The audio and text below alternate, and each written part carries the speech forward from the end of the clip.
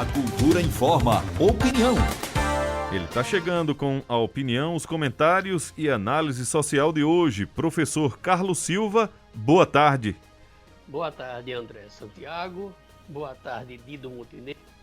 Boa tarde, ouvintes do Cultura Informa. Muito boa tarde, professor Carlos Silva. Qual o tema do comentário de hoje? Nosso tema de hoje é Chernobyl é aqui. Vamos ao comentário. Bom, enquanto estamos brincando de fazer política, brincando com a democracia brasileira, com programas sociais sendo usado para que parte desse dinheiro vá para a mão do governo federal para ele fazer o que bem entender, já que ele nunca foi a favor de programas sociais, né, o caso do Auxílio Brasil, está acontecendo sorrateiramente uma coisa muito séria no nosso estado de Pernambuco, porque o governo federal, através do Ministério de Minas e Energia, está querendo construir uma usina nuclear às margens do Rio São Francisco, na cidade de Itacuruba, que é uma cidade que fica a 500 quilômetros mais ou menos de Recife. Lá nós temos vários povos indígenas e 9 comunidades quilombola. O que nos chama a atenção é que primeiro, não podemos garantir segurança de um governo federal que não tem capacidade de lidar com uma construção de envergadura dessa, que é o caso de uma usina nuclear. Primeiro, levando em consideração que, segundo o relatório do Banco Mundial, o Brasil não tem capacidade, já mostrou fragilidade em lidar com as tragédias. Nós tivemos 5 tragédias muito sérias nesse país. Tivemos Brumadinho em 2019, tivemos Vila Mariana em 2015, tivemos o vazamento de óleo em 2019, tivemos incêndio na situação na época no Flamengo, tivemos outras tragédias que, segundo esse relatório, o Brasil teve um prejuízo de 800 milhões por ano. Ora, se nós não temos capacidade de identificar a causa de um vazamento de óleo, imagine uma situação em que uma usina nuclear, primeiro, vai usar as águas do São Francisco, que é uma água de sustentabilidade, que gera equilíbrio social e econômico. É uma água de sobrevivência, ela não pode estar próxima a situações de riscos. Ora, nós tivemos o caso de Chernobyl, com toda a estrutura de segurança. O vazamento que ocorreu na época foi de 70 mil pessoas deixaram a localidade, acabaram com a cidade. E sem falar em 300 mil pessoas que foram evacuadas que moravam próximo. Até hoje existem situações de danos físicos causado pelo vazamento nuclear da Chernobyl.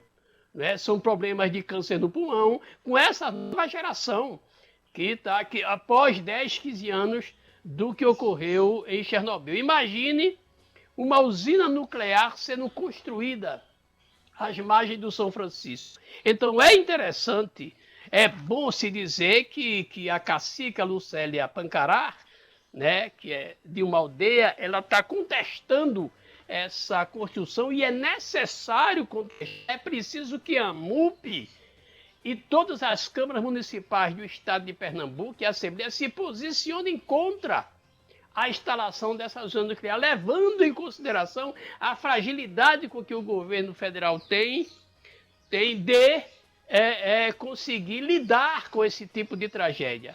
Né? E um detalhe muito interessante é que a nossa Constituição Estadual, no seu artigo 216, proíbe a construção de usina deste tipo até que todas as outras fontes sejam consideradas exploradas.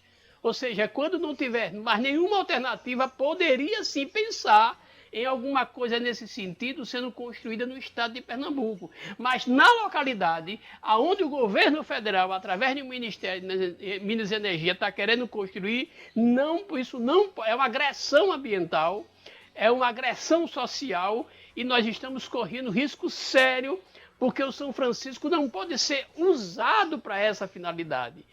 As águas do São Francisco ela é usado para agricultura, ele é usado para saciar a sede de pequenos municípios e grandes municípios, diga-se de passagem. Então nós não podemos, é preciso fazer um movimento social para que impeça a construção dessa usina nuclear que o governo federal está querendo construir à margens do Rio São Francisco, na cidade de Itacuruba. Claro que a Universidade Federal já se manifesta, antropólogos já se manifestam contra, e tem nossa própria Constituição Estadual que faz a determinação de proibição de tal construção. Mas essas coisas correm sorrateiramente, não é explorada pela grande mídia. Isso faz com que o governo vá caminhando a passos largos para a busca de uma quase que destruição total do nosso Estado de Direito. Principalmente na questão ambiental, onde o governo não tem nenhuma preocupação com relação à questão ambiental. Nós tivemos agora há pouco o próprio vice-presidente, o coronel-general Hamilton Mourão, onde assumiu a culpa de não ter dado resultado suficiente para impedir o desmatamento. E olhem, era o Exército que estava lá, não teve a capacidade de evitar. Imagine uma energia nuclear que vai sim custar mais de 130 bilhões e claro que tem interesses também internacionais junto a isso aí. Era isso que tínhamos que passar para o ouvinte do Cultura em Forma. Opinião é na cultura. Primeiro lugar em audiência, do jeito que você gosta. Você está ouvindo a Cultura em Forma, o jornal do nosso rádio. Agora 1h mais 40 minutos. 1h40. O ouvinte pode perguntar ao professor Carlos Silva pelo Facebook, WhatsApp e tem ainda o nosso canal no YouTube. Pergunte ao professor. Vários ouvintes mandando mensagens aqui, deixa eu ver. O Ellison está dizendo o seguinte: boa tarde a todos da Rádio Cultura. Será que a provável desistência da candidatura de Lula à presidência pode favorecer e potencializar a candidatura de Ciro Gomes e torná-lo o principal concorrente de Bolsonaro? Pergunta aqui do Ellison. Não, eu acho que Ciro, de longe, ele não chega a ser uma pessoa que poderia representar a esquerda. Jamais vai acontecer isso. Eu acredito que Lula, isso foi uma colocação errada, equivocada que foi feita no passado, e Lula representa a principal figura para o pleito de 2022. Caso ele desista de ser presidente, a indicação dele é que vai fazer a diferença. Tem mais mensagem chegando, não é, André? A gente, inclusive, aproveita aqui e deixa um abraço para Iraci Diniz, está acompanhando a gente por aqui também. Acompanhando, colocou assim: quem privatizou, você lembra? Bom, aí ela perguntando aqui ao professor sobre privatizações. Quem privatizou o quê? Pois é. Porque quem privatizou a Vale do Rio Doce foi Fernando Henrique Cardoso. Não sei o que ela quer dizer com isso. A pergunta ficou muito sucinta. Foi sucinta ao extremo, não é? Isso. Aqui tem mensagem do Índio Agagiani, está dizendo: boa tarde a todos, estamos no Caio K. Professor, o senhor está equivocado quando o senhor falou que Bolsonaro tinha botado 50% do contingente do Exército na Amazônia. O Exército tem 235 mil homens e os maiores desmatamentos da floresta foram nos governos primeiro Fernando Henrique, segundo Lula, terceiro Dilma. E agora com Bolsonaro a sociedade não sabia. Fique sabendo agora. Detalhe, eu não falei que se... Você já imaginou, Agagiani, eu dizer que 50% do contingente do Exército estava dentro da Amazônia? Acho que você precisa escutar melhor. O que eu estou te dizendo foi o que o vice Mourão disse, que assume a culpa de não ter contribuído para evitar o desmatamento. Imagine que é o INPE, imagine que é o PRODES, todos os institutos de pesquisa e de controle ambiental passa para Bolsonaro a responsabilidade do desmatamento que vai para mais de 6 mil campos de futebol, equivale a uma cidade como São Paulo no espaço de 6 meses. Isso é que está na ciência, isso não é achismo, isso são fatos.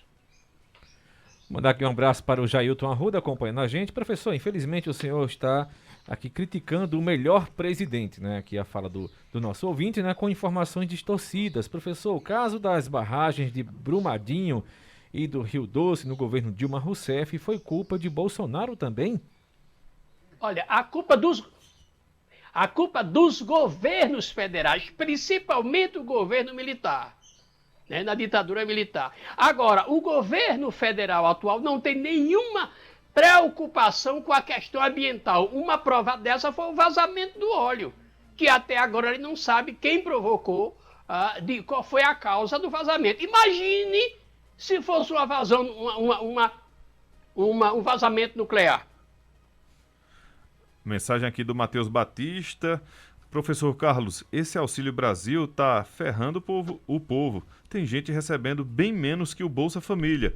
18 anos de Bolsa Família, o povo tinha confiança. Agora, com esse desgoverno, não se confia em nada. Fora Bolsonaro, o pior da história.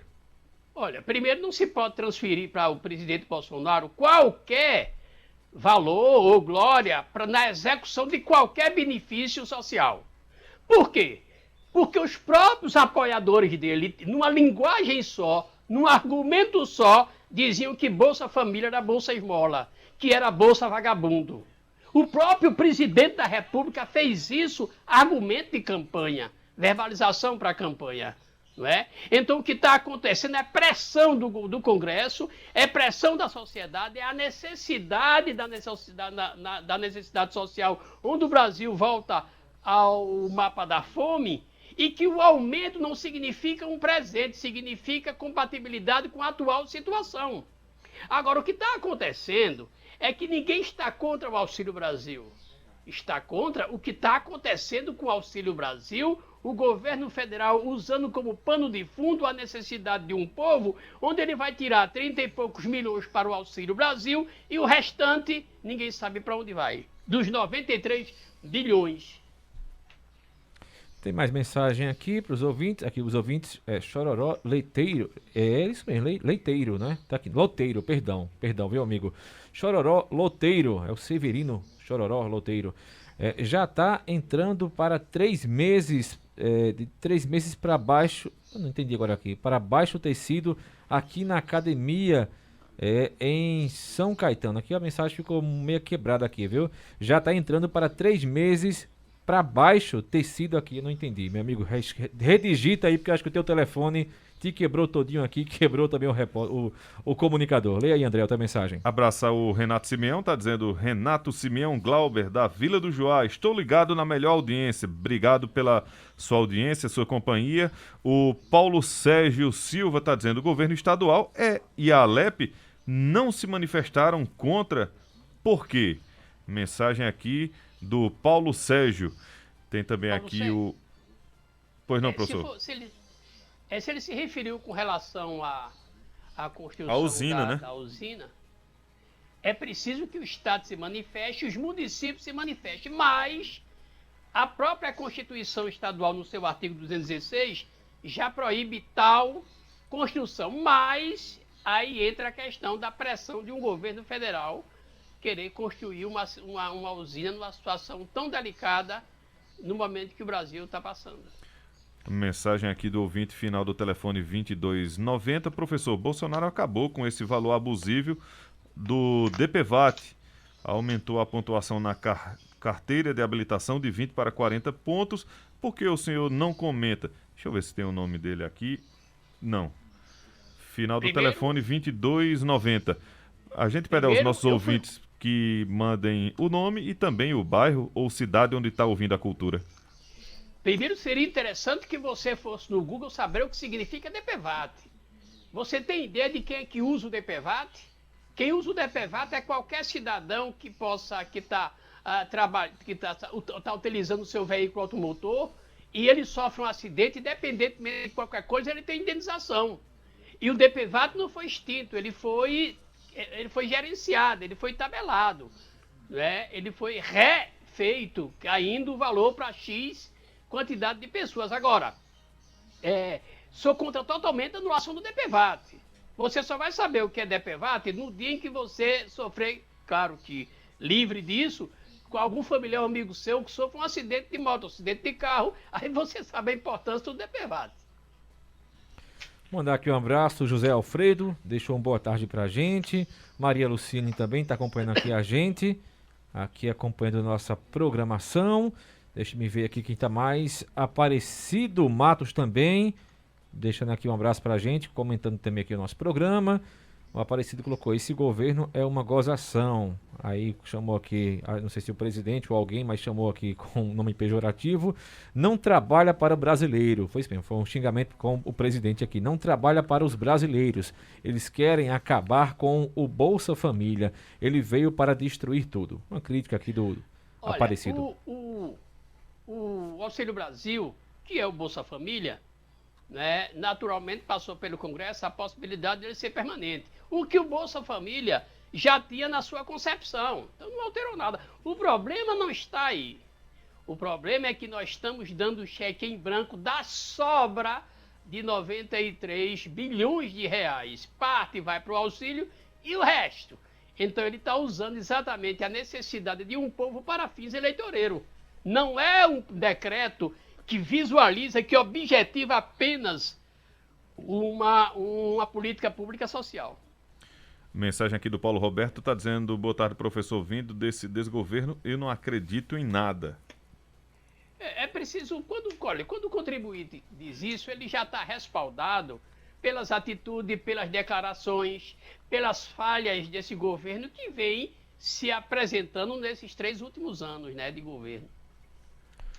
Aqui tem o Antônio Marinho, né, que deixa uma boa tarde pra gente, também aqui faz a sua crítica ao presidente da República, diz que continua, prisioneiro da ditadura, né, do Bolsonaro, não é? E aí tem uns nomes também que ele desfere aqui em relação ao Bolsonaro, mas enfim, também tem a crítica em relação ao Bolsonaro, ele fala aqui também sobre a questão justamente, né, de o valor exorbitante no gás, né, nos combustíveis, também nos alimentos. Olha, veja, quando o ouvinte deu essa contribuição e falou com relação a gás, que o governo atual agora acaba de sancionar a questão do Vale Gás, que já existia no governo Fernando Henrique, gente. Veja que loucura, quer dizer, o governo prefere utilizar, aí sim, uma esmola do que trabalhar o preço do combustível e da gasolina no Brasil. Esse Vale Gás, tinha outros Vale Refeição, que está embutido em um só benefício chamado Bolsa Família, criado pelo Ministério da Fome e do governo Lula. Então não é nada de novo. Triste é saber que o governo prefere pagar o valor do gás do que trabalhar uma política de preço honesta para dentro do próprio país. Eduardo Moura, do São João da Escócia, está dizendo boa tarde a todos. Eduardo, do São João da Escócia.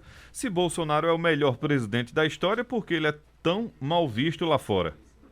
Pois é, a imagem do presidente da República, internacionalmente falando, é um absurdo, é um horror. Né? Você não tem ideia do que é qualquer pessoa ligada diretamente a Bolsonaro na Europa. Por isso que ele buscou uma relação fora do continente europeu. Mas eu quero falar uma coisa com relação à corrupção, que sempre colocam os partidos políticos. Eu vou levar em consideração o seguinte: desde 1500, eu estou falando 1500, estou partindo do princípio, até a década de 90, não existia nenhuma lei que regulamentava as licitações para grandes empresas construírem metrôs, ferrovia, rodovia e assim por diante. A Odebrecht ela foi constituída em 1944. Só na década de 90, se eu não me engano, em 93, é que viemos ter a Lei 8.666, que regula as licitações. Agora imagine de 1932 deram vagas até 1990, como eram feitas o trabalho das empreiteiras nesse país.